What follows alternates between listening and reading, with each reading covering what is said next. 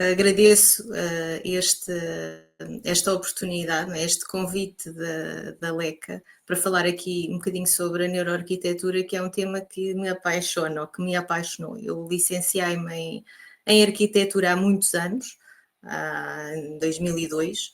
Depois, anos mais tarde, desviei-me um bocadinho da arquitetura e fui para o mundo corporativo, dos materiais de construção, técnicas construtivas, onde aprendi muito e desenvolvi a minha atividade profissional durante muitos anos, até que, ainda no mundo corporativo, descobri a programação neurolinguística, que me levou à neurociência cognitiva e comportamental e, por fim, à neuroarquitetura. E, de facto, fiquei apaixonada porque realmente encontrei aqui uma forma muito mais profunda de olhar para a arquitetura, ou seja, eu diria que olhar com novos olhos, ou melhor dizendo, com o corpo todo, inclusive com o cérebro. Eu tenho estudado nos últimos anos neuroarquitetura, o termo especialista eu acho que nesta área é um bocadinho demasiado, enfim, profundo, contudo estou-me a aprofundar efetivamente nesta área. Hoje venho-vos falar aqui um bocadinho sobre o que é a neuroarquitetura, por um bocadinho mais além daquilo que possa ser uma simples definição. E, enfim, vou falar sobre o que é isto da neuroarquitetura, fundamentalmente, e como é que depois isto se desenvolve ou se poderá desenvolver na nossa, enquanto arquitetos, atividade profissional. Mas para começar, eu gostava de fazer uma pergunta, no fundo para relevar ou para reforçar a relevância do tema. E gostava de vos perguntar quanto tempo passamos nós em ambientes construídos? Não é? Aqui temos uma fotografia da nossa capital, não é? de Lisboa. Já vejo que há pessoas a responderem no chat, exatamente. Nem todos vivemos efetivamente em grandes metrópoles, mas efetivamente, não é? E agora o nosso querido Porto, na verdade, nós passamos cerca de 90% do nosso tempo em ambientes construídos. Estes valores ou estes dados foram lançados pela primeira vez nos anos 90, através de um inquérito de padrões de atividade humana feito pela Agência de Proteção Ambiental dos Estados Unidos.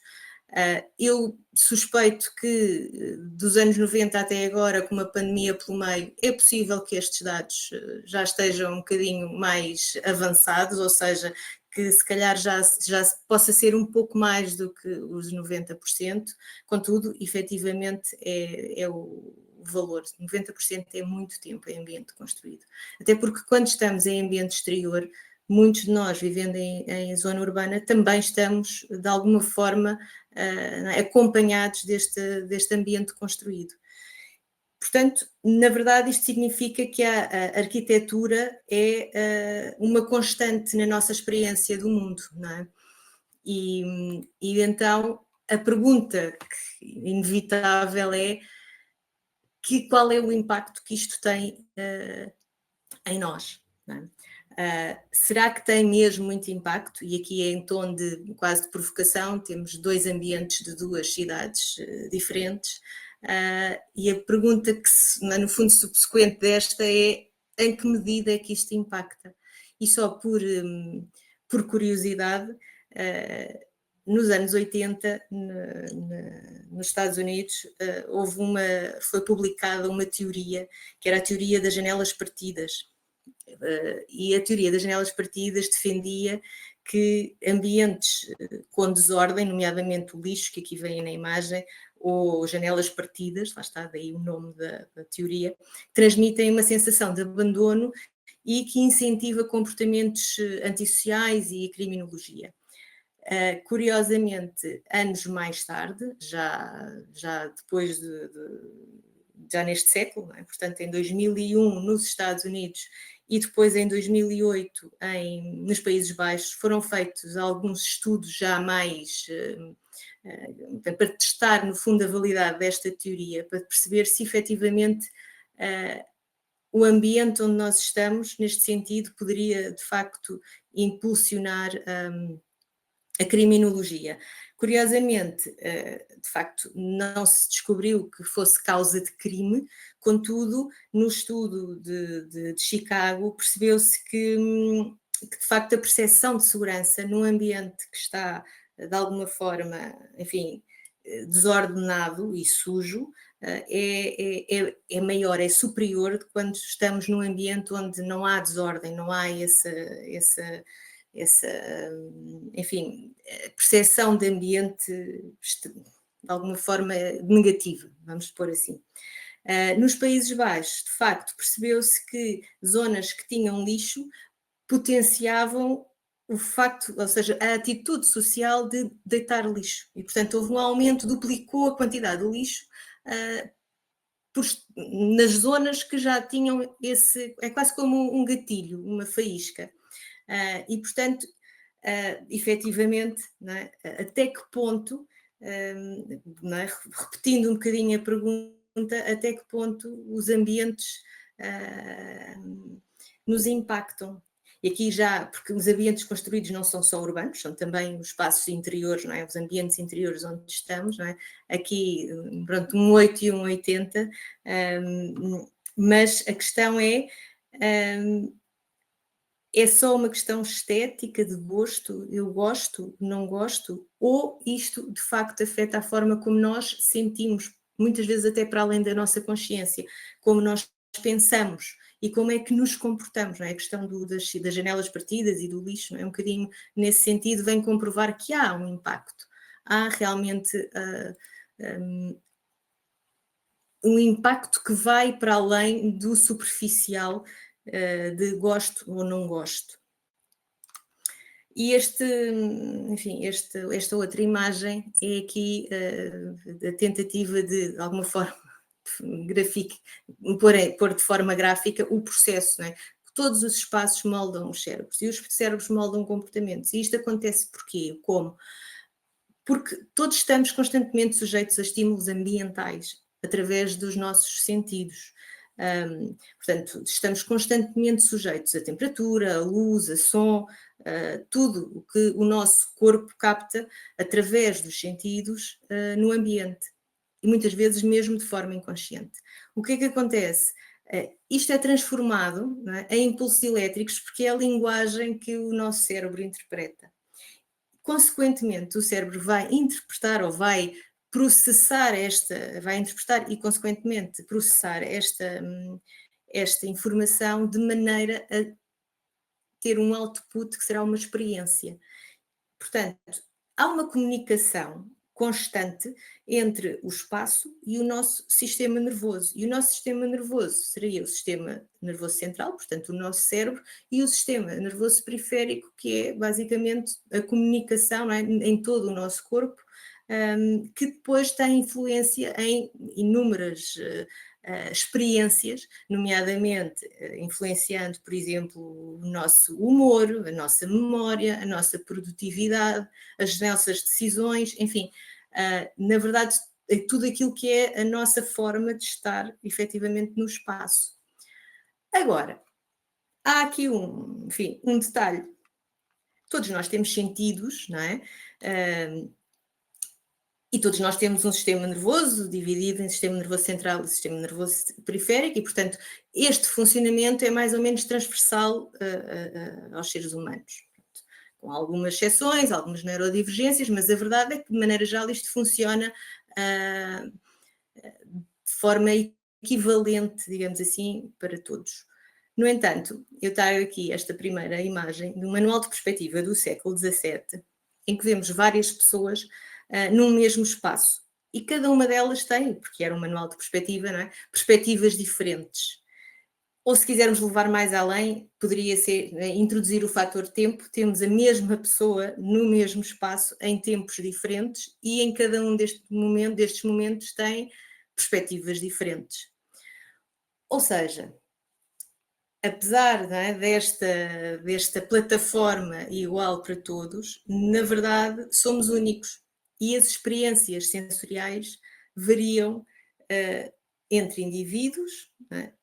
Num mesmo ambiente, ou o próprio indivíduo, não é? No mesmo ambiente, em tempos diferentes, por exemplo, ou sob circunstâncias diferentes, poderá ter uma experiência sensorial diferente. E isto é o que vai, não é, comunicar com a nossa fisiologia, o nosso sistema nervoso.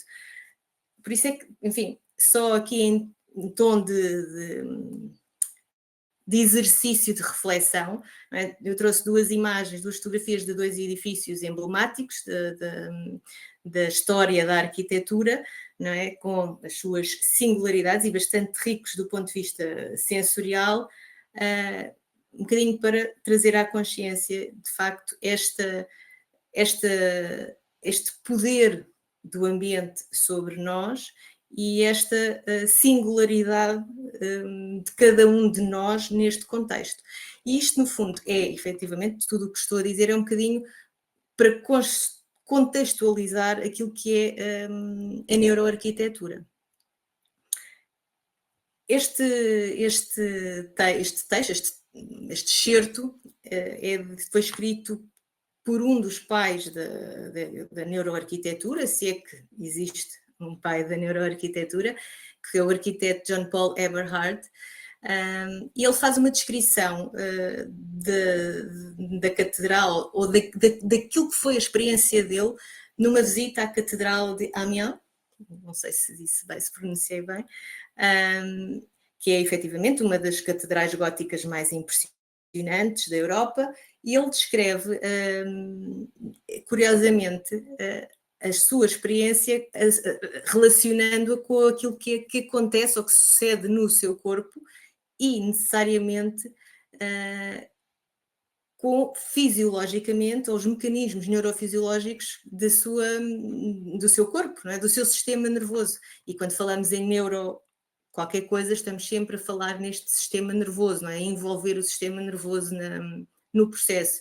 Portanto, quando nós temos uma sensação de assombro, não é? Que é o que ele descreve, que se encheu de assombro, é? As células do cérebro estão a ser irrigadas com uma descarga de sangue e leva à temperatura do corpo, ou seja, há uma resposta física, há uma resposta emocional, e isto tudo decorre de uma reação neurofisiológica. É? Portanto, há a música que vibra na cóclea e leva sinais para o córtex auditivo, os odores também, não é? E isto é experienciar a arquitetura, é como ele acaba ou termina esta reflexão. A arquitetura não é fazer bonecos. Não é? A arquitetura é muito mais do que isso. A arquitetura é uma experiência e a experiência é única em cada um de nós e tem necessariamente o envolvimento daquilo que é a nossa neurologia, não é? O nosso sistema nervoso. E isto é, para mim, apaixonante, efetivamente.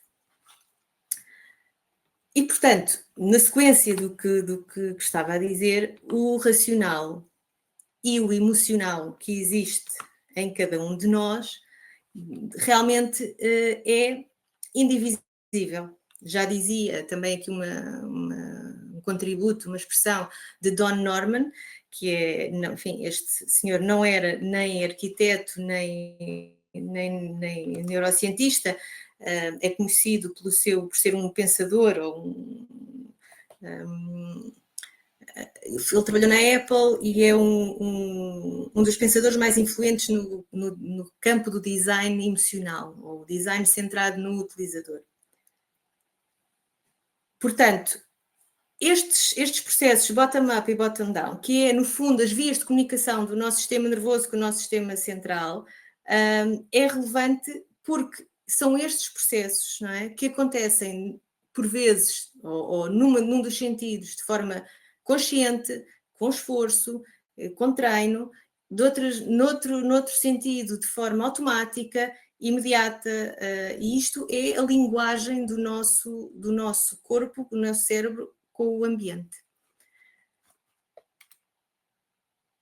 Então, quando nós entramos, temos uma experiência com um ambiente construído, com uma arquitetura, com um espaço urbano, nós temos um órgão receptor e temos uma sensação que é uma reação destas bottom-up, ou seja, do corpo para o cérebro, em que é uma sensação, e isto é um processo fisiológico.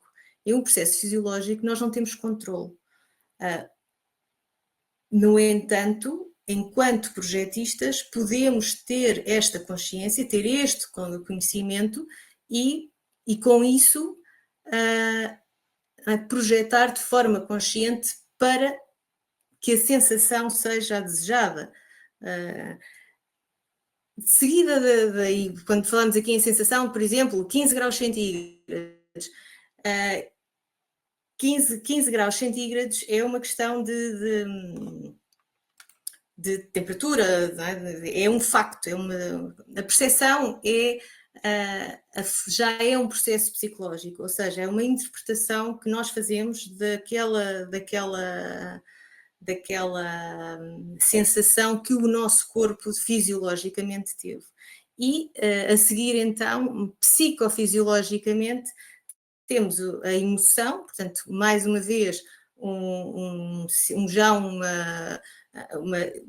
desenrolar deste processo e, finalmente, a interpretação desta emoção. Portanto, estes processos estão constantemente no nosso corpo a existir. E, portanto, quando falamos em processo, não é? de neuroarquitetura, estamos a falar exatamente em entender as pessoas, em recolher dados sobre estas pessoas e implementar estas ideias de maneira, enfim, a conseguir projetar de forma mais assertiva, ou seja, potenciando o impacto.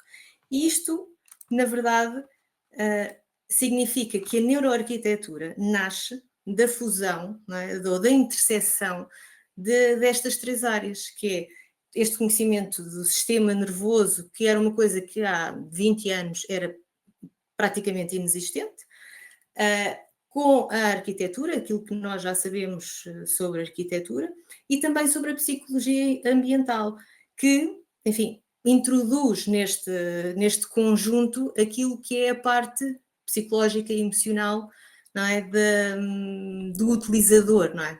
Portanto, apenas para desmistificar, a neuroarquitetura não é um estilo arquitetónico, não é uma moda, uma tendência, não é uma generalização de efeitos, nomeadamente cores ou formas, ou seja, a neuroarquitetura procura entender como os espaços afetam o sistema nervoso e, consequentemente, o nosso comportamento e a nossa experiência sensorial e emocional. Portanto, é da combinação, no fundo, destas abordagens que nasce depois o termo, a expressão de neuroarquitetura. Portanto, se lhe temos de atribuir uma definição, na verdade, a neuroarquitetura será uma disciplina emergente, transdisciplinar, porque abrange, lá está, psicologia ambiental, neurociências, arquitetura, que pretende descobrir ou estudar ou perceber como é que os espaços têm impacto no nosso cérebro, nas nossas emoções e, consequentemente, no nosso comportamento.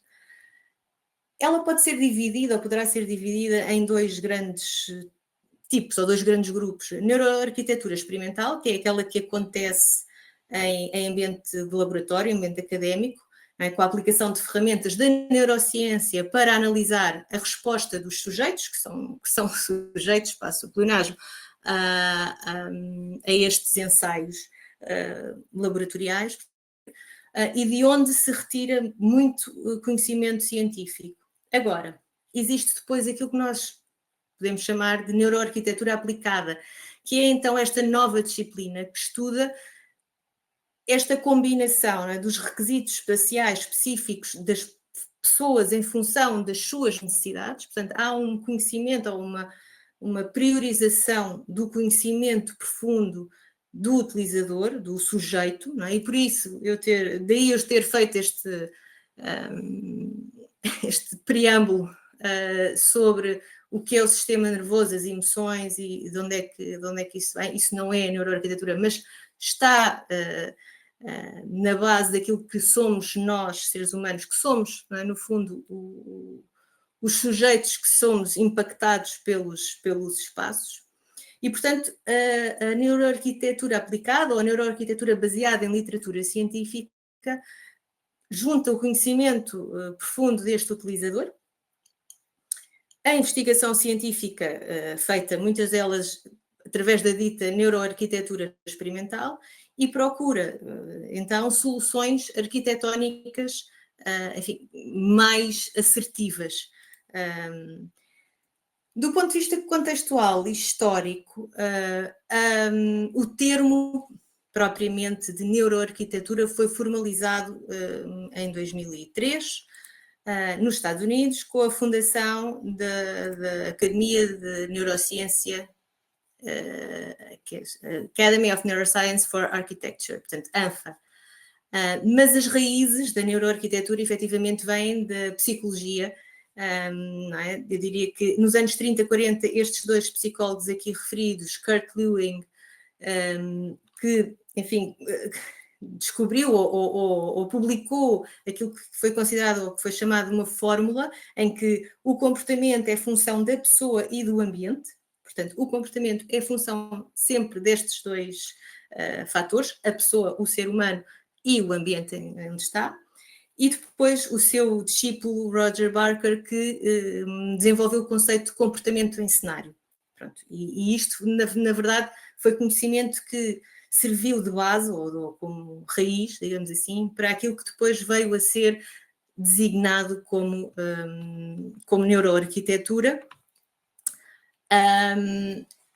Os fundadores desta ANFA são estes dois senhores, o Fred Gage e o John Paul Eberhard, que são, um deles, o John Paul Eberhard, que foi aquele da descrição da Catedral de Amiens inicialmente, era um arquiteto, investigador, que colaborou muito com neurocientistas, e um deles foi este senhor Fred Gage, que era um neurocientista, e é, o senhor ainda é vivo, que ajudou, de facto, a definir estes fundamentos da neuroarquitetura, mas ele isto nasce também do estudo Environmental Enrichment and Neurogenesis, ou seja, até os anos 90, final dos anos 90, acreditava-se que o cérebro não tinha neurogénese, era algo imutável. O cérebro adulto, depois daquela fase inicial da infância, chegávamos à idade adulta e o cérebro deixava de produzir neurónios. Não é? Este senhor Fred Gage acabou por demonstrar que não era assim, ou seja, que havia com estímulos específicos, nomeadamente visuais, sociais, físicos e cognitivos, aqueles 4 aspectos, portanto, aquilo que foi chamado com ambientes enriquecidos sensorialmente, poderia haver neurogénese no hipocampo. Portanto, e isto era um fator, de facto, de grande importância, na medida em que demonstra-se que há uma capacidade de que o cérebro tem efetivamente a capacidade, com os estímulos adequados, evoluir, produzir mais neurónios e, enfim, com todos os benefícios, nomeadamente para a memória, por exemplo, que era, enfim, um dos aspectos muito, muito estudado pela neurociência.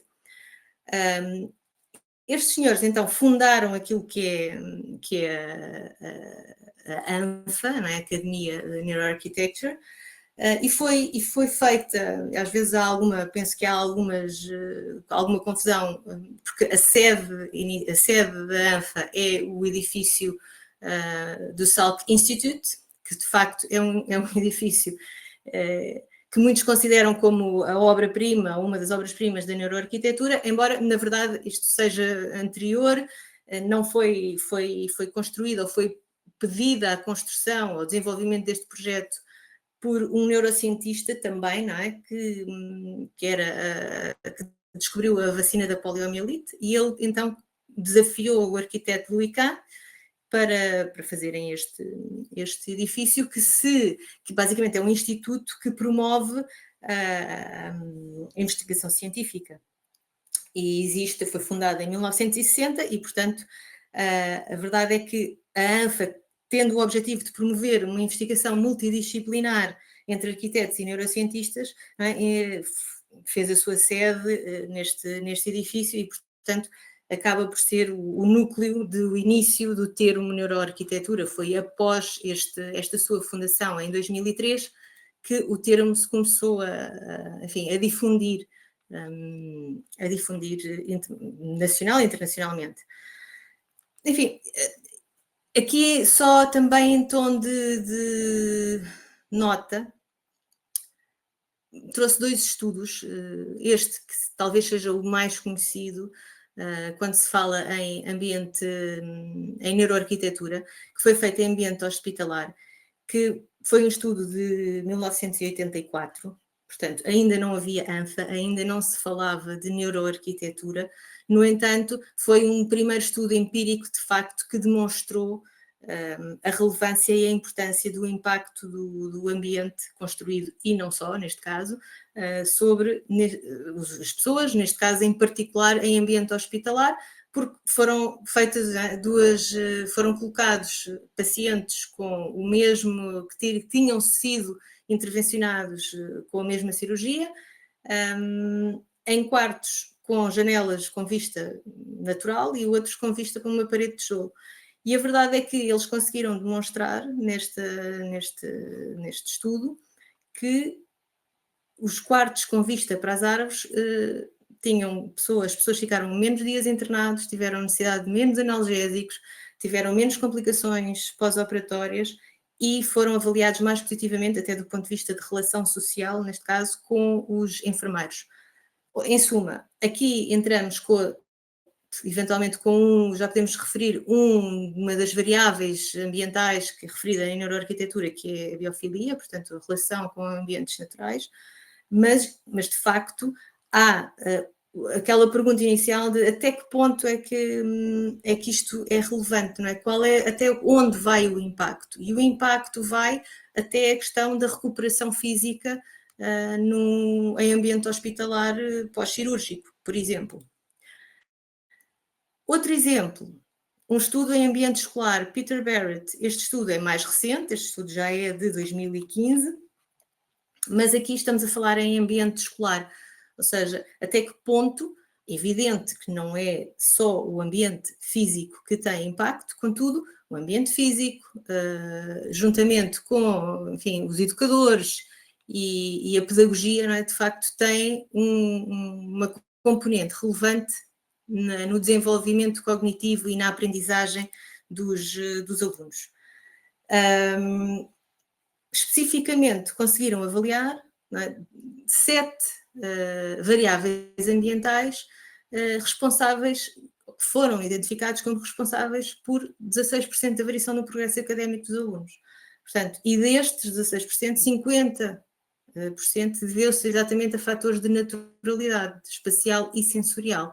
Ou seja, mais uma vez, há a questão dos vários estímulos sensoriais, quer do ponto de vista da saúde ou da recuperação, quer do ponto de vista do desenvolvimento cognitivo.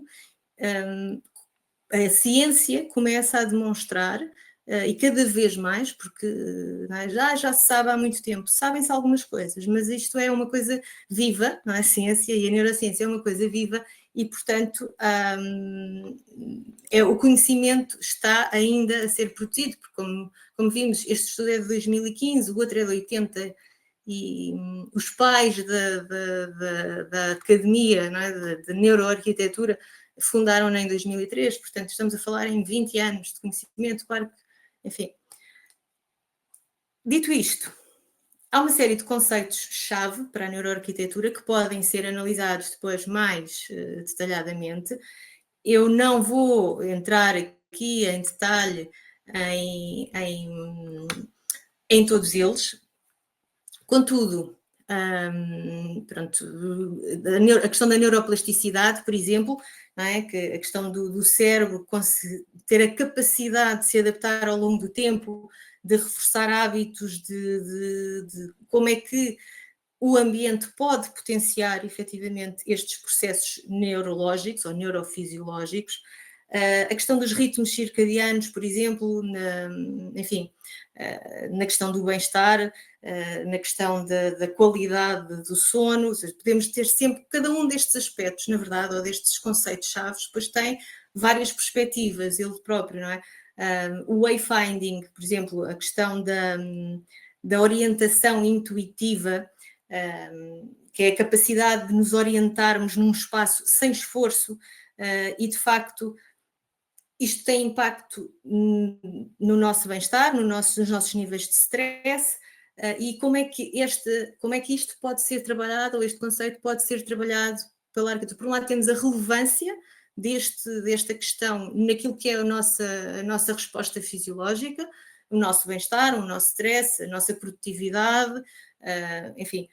E por outro lado temos a questão, outro aspecto que será aqui as variáveis ambientais que podem ser trabalhadas para conseguir dar resposta àqueles conceitos que sabemos que terão impacto.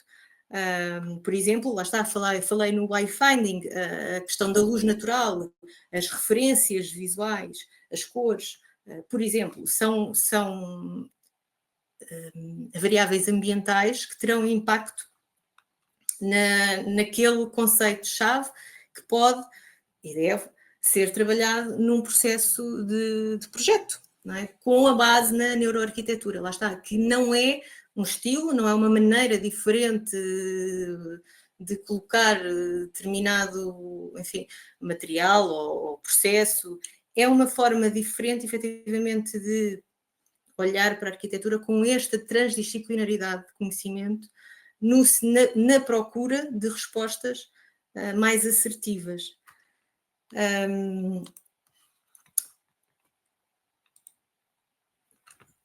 Agora, no seguimento do que estou a dizer, não é? E porque isto, não é? Nós perguntamos sempre, não é? Está bem, isto é esta influência, esta transdisciplinaridade, mas como é que isto se faz na prática, não é? Como é que nós fazemos neuroarquitetura? Não fazemos a neuroarquitetura?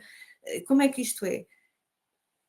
Há quem descreva este processo, que é o processo de triangulação empírica, que no fundo é uma forma um bocadinho mais elaborada de recolha de dados ou de informação para o processo criativo. Ou seja, eu recolho informação quantitativa e informação qualitativa.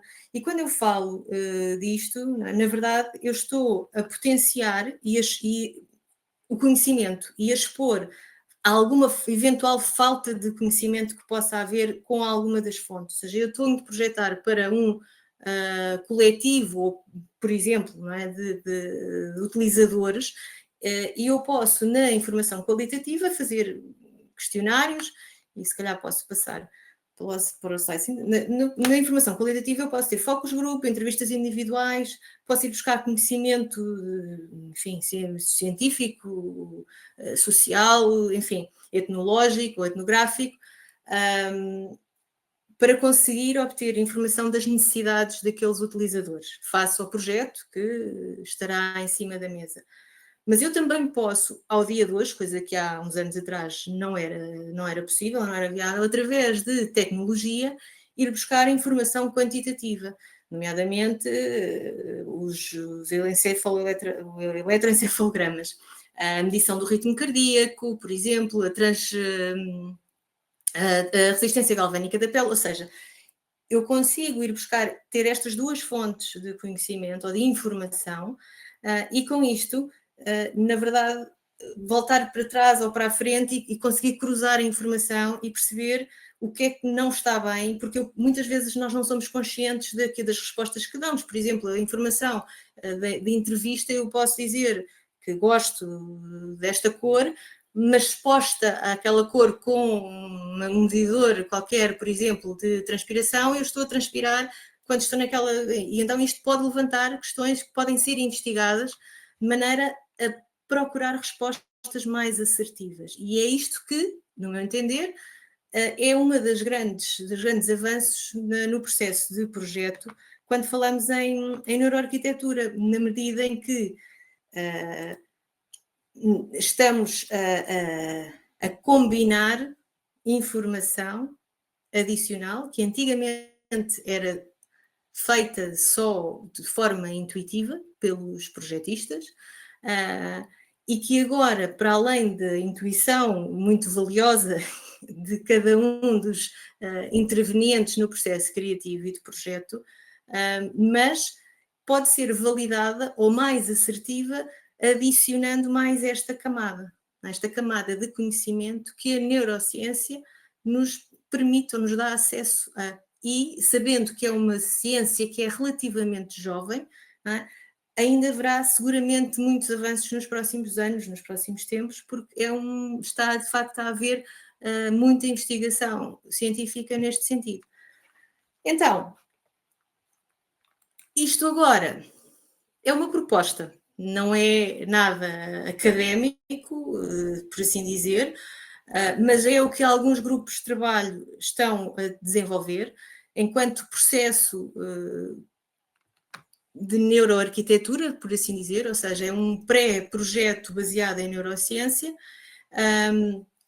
em que há de facto esta identificação e análise mais profunda dos utilizadores, com recurso a estas informações e estes recursos quantitativos, qualitativos e equipamentos, identificar e analisar em envolvente os ambientes, tendo em consideração também esta tecnologia e esta informação e o conhecimento que temos já de como é que isto muitas vezes tem impacto em determinados, eventualmente até em determinados públicos, depois há direcionamentos às vezes, não é? A questão da saúde, a questão da infância, a questão da recuperação, a questão da terceira idade do envelhecimento, enfim, isto pode ser a questão da produtividade.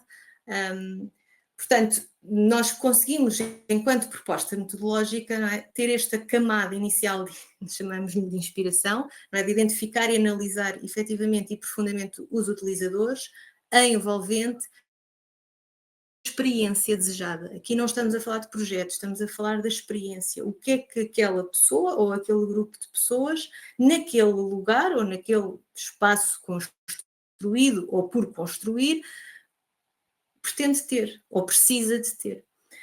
Depois então, não é, fazer uma análise crítica já cruzando, não é, esta informação prévia, não é? Eu preciso para este grupo de utilizadores com estas características ambientais e com esta experiência desejada, o que é que há aqui que fatores de risco é que eu tenho?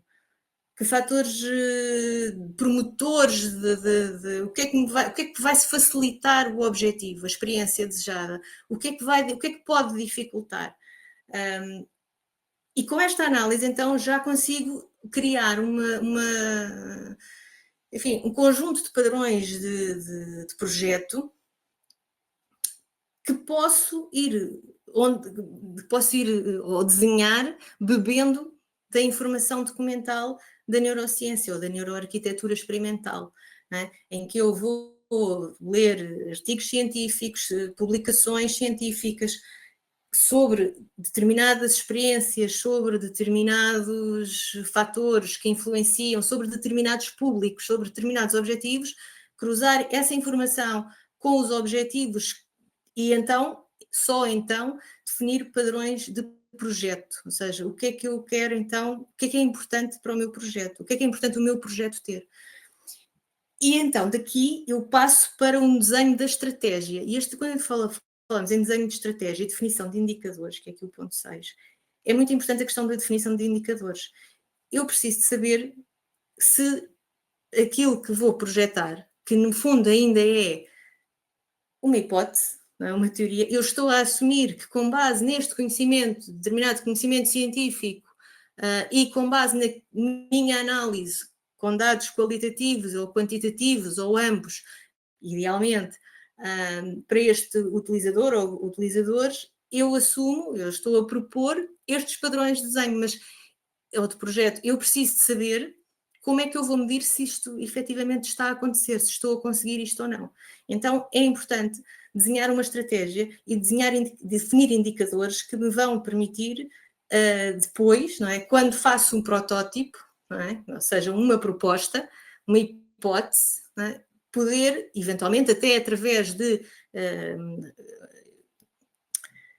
tecnologia, portanto, realidade virtual, eventualmente, não é? Eu conseguir fazer, medir ou definir alguns indicadores e conseguir perceber e medir se os padrões de projeto estão a dar resposta à análise da experiência desejada. E depois, então, de fazer estes testes, análise, enfim, reflexão sobre todo este trabalho que me ajuda a ser assertivo no projeto, então eu consigo fazer um projeto de arquitetura baseado em neurociência ou de neuroarquitetura, se quisermos chamar assim, mas no fundo é um projeto de arquitetura, mas que está baseado não apenas em questões funcionais, não apenas em questões estéticas e não apenas na intuição do projetista, mas terá tudo isso e mais este trabalho prévio de análise, de reflexão, de conhecimento científico que vai construir a base para o projeto de arquitetura. Se quisermos ir mais à frente, isto depois é já... Se eu estiver a construir um projeto de casa de alguém, se calhar é mais difícil eu conseguir fazer uma análise pós-ocupacional, que as pessoas não tendem a não gostar, que a gente vai lá medir. Mas há também esta possibilidade, a tecnologia permite-nos depois fazer esta análise pós-ocupacional e é muito desejável do ponto de vista científico, porque no fundo é o que nos vai dar informação sobre a validação das hipóteses e das teorias, não é? Que fizemos, que construímos com base em conhecimento, e que até temos indicadores para os medir, mas de facto a análise pós-ocupacional é que nos daria essa validação completa. E isto seria, eventualmente, uma proposta metodológica de neuroarquitetura abrangente desde uma primeira, ou seja, desde antes do projeto ou da ideia de projeto até passando por várias fases até depois a vivência, a experiência do espaço.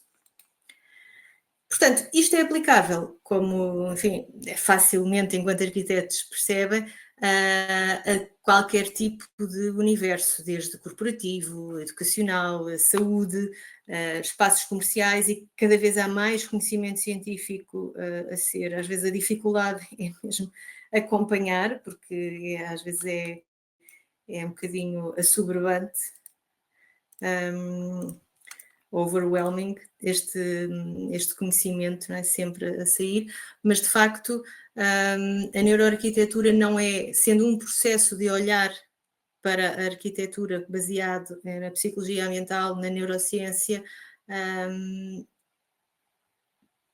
pode e será, penso eu, aplicada, ou aplicável é e será a tendência, creio eu, em qualquer tipologia de projeto, com vantagens claras, desde a produtividade, a concentração, ou o desenvolvimento cognitivo, redução enfim, de ansiedade, aumento do bem-estar, a recuperação física, a questão das experiências, não é? A memória, ou seja, isto depois é um mundo, e muito mais haveria para dizer, mas eu acho que já não controlei, mas tenho a ideia que já me estendi muito para além do tempo.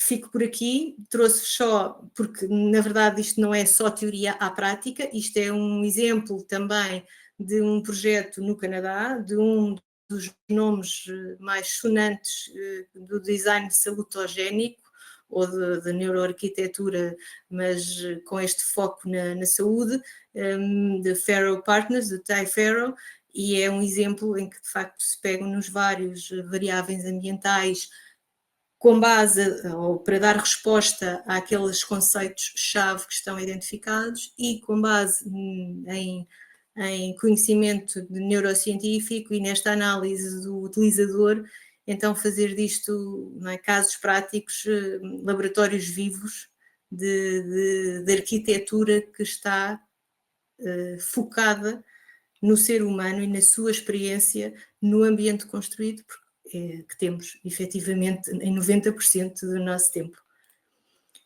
E pronto, fico por aqui, deixo-vos os meus contactos, algum comentário, enfim, conversa,